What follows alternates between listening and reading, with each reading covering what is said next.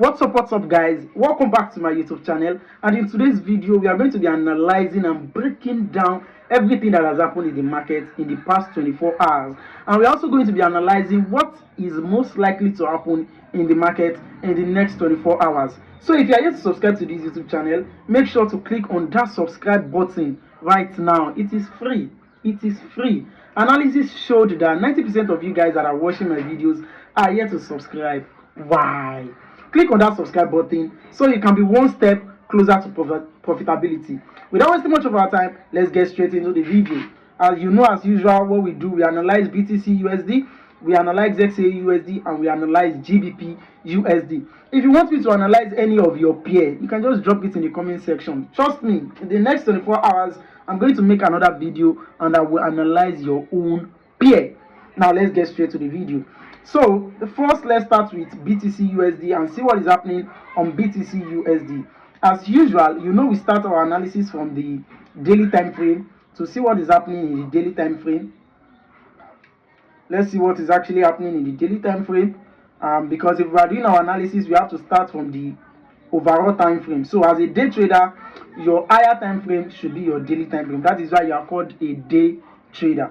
So basically, as we can see, market in the daily time frame has been giving us series of highs and lower lows. So we have an higher high, we have a lower low, we have an higher high, we have a lower low, we have an higher high right there, we have a lower low here, we have an higher high here, we have another lower low, and we have an higher high. You can see what the BTC has been going in a very smooth manner. It has just been making highs and highs. So basically, this was the high that happened yesterday, the last high that happened.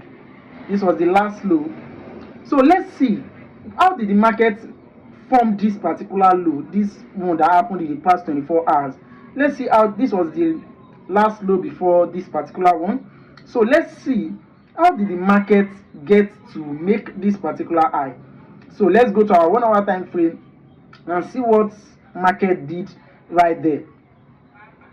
If you are watching this video right now and you have not yet subscribed, I'm coming for you. So basically, please subscribe to this YouTube channel right now. So basically, we saw that we saw what the market did there in our 1 hour time frame. We saw an high, and we know when the market wants to make another high or another low, swing high or swing low, it has to take out liquidity. You can see what the market did. The market did an inducement, went up here, and came back immediately to clear this particular zone. And what did you see immediately? We saw this break of structure. So what we had here was this particular break of structure, the take out of this liquidity. The market took out this liquidity, it broke this structure to the upside. Before the market broke structure, you will notice something in this particular market. There was a wick above this particular zone, and after the wick there was a pullback. That particular pullback, after the trying to break that particular zone, this is a concept, this is a secret I'm showing you. When the market fails to break a particular zone and it just wicks above, and eventually after wicking above it creates a low, then makes another high, that particular low that it formed immediately after wicking above is the inducement. Don't forget, it is the inducement. So this was the inducement, right? And what was the other block below? The demand zone. You can see the demand zone just right below it. It was very straightforward. The market went, and after the market went, the market just did some things right here, and immediately the market came to clear this particular liquidity. After the market cleared the liquidity, what did the market do? The market went immediately to create another high. This was the break of structure. So basically, in the past 24 hours, this was the move that happened. Now, after the 24 hours, and you know, normally in the market, immediately after the break of a major structure, if the market does not create a liquidity or an inducement immediately after breaking it, basically there is a possible liquidity before breaking it.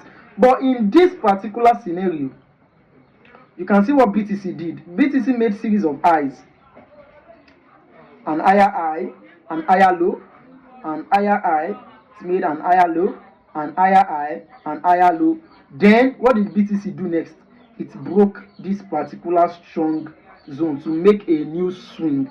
And as I said earlier, the pullback immediately after a break of a major structure is a what? It's called an inducement. No matter how long or how far or whatever the market does, the market is eventually coming back to take that zone. And you can see what the market did right there. The market did this pullback. This pullback was now the inducement. So we can mark this point as our inducement, right? So before now, you cannot check your other side to now know your point of interest. So basically, we have this other block here. You can see the other block, and you can see this breaker block right here. So which one is closer to liquidity?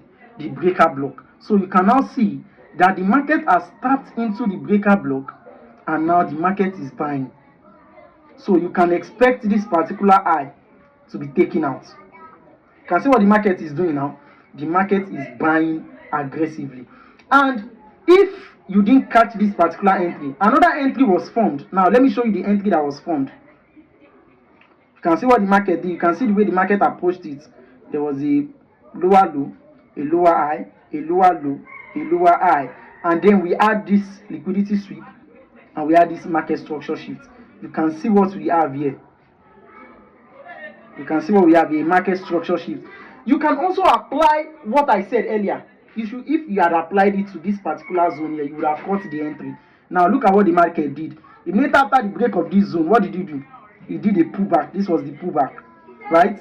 This was the pullback right here, and then you can simply regard that point as a what? As a liquidity. So if you drop to your 15-minute time frame, or if you drop to your 15-minute time frame, you will see an order block right there, right below it. So the market is currently buying from that order block. So that is what BTC has done in the past 24 hours. So in the next 24 hours, you should be expecting BTC to clear that particular high, because the market is now going to create a new high in the market.